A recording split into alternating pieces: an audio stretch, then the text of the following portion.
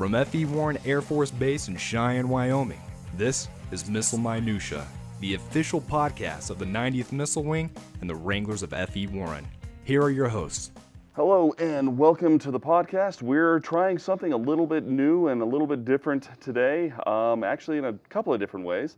With me, as usual, I've got Tech Sergeant Tyler Placey. Tyler, how you doing?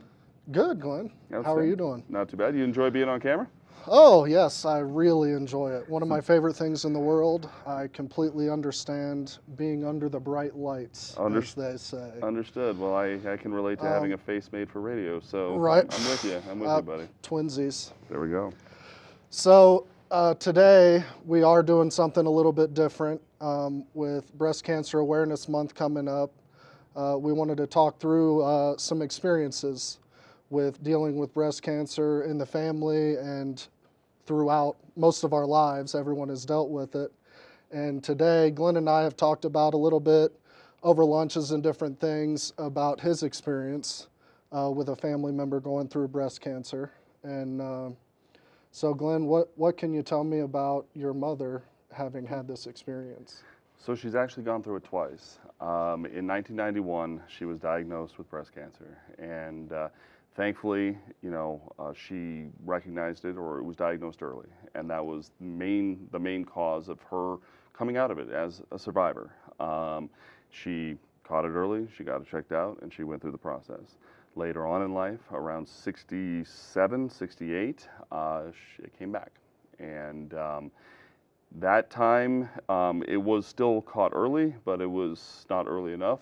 And she had to go through the very invasive process of a double mastectomy.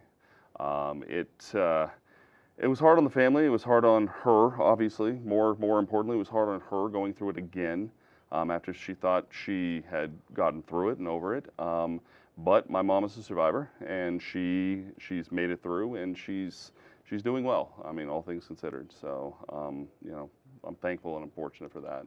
A lot of people can't say the same. I think breast cancer takes, from what I understand, 40,000 women a year.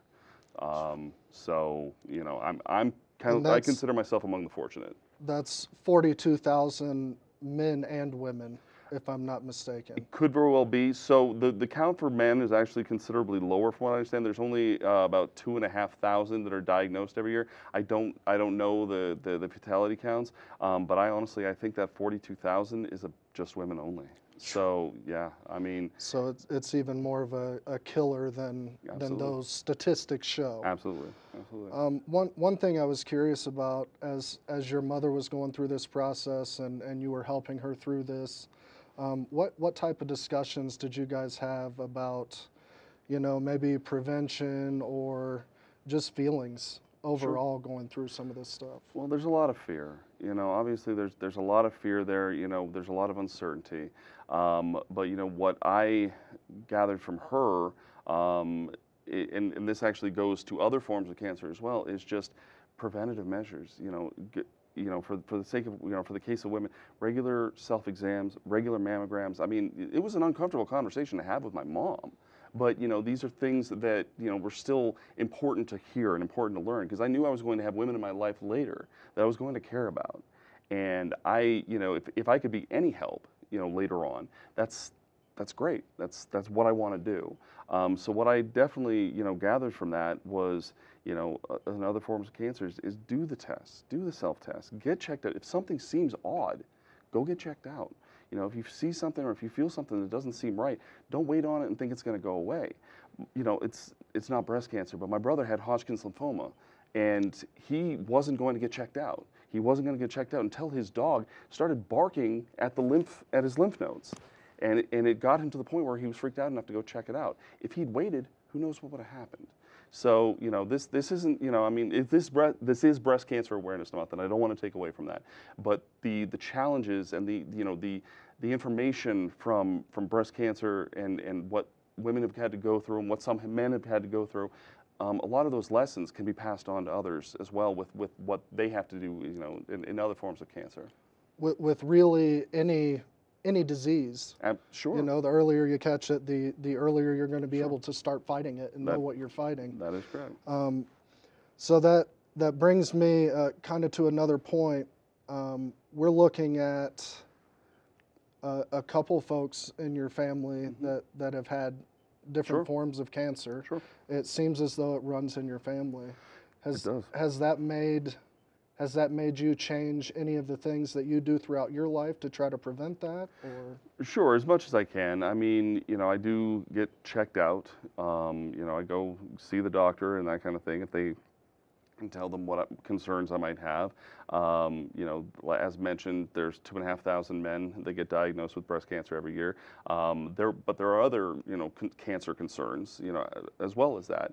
I think it's important to get that full body checkup every year, especially as you start getting older. I just hit 40, so, certain things have started to kind of break down a little bit, and it's important. It's crucially important to go see the doctor when something doesn't seem right, and just your annual checkup, your wellness check, just to make sure that everything's okay. Thankfully, in the military, you guys are kind of expected to do that. We Right, just kind of have to be hit that's over one of those things I'm definitely thankful Sure. for being in the military. Sure. It's almost a requirement. Yep, So, it probably is, that in is fact, a nice. requirement.